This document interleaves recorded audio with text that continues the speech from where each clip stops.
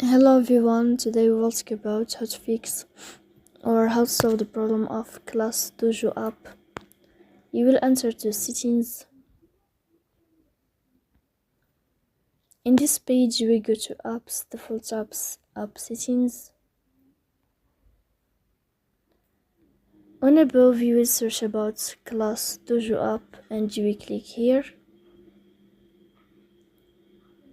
Then in this page of app info you will click on first stop and you will click OK.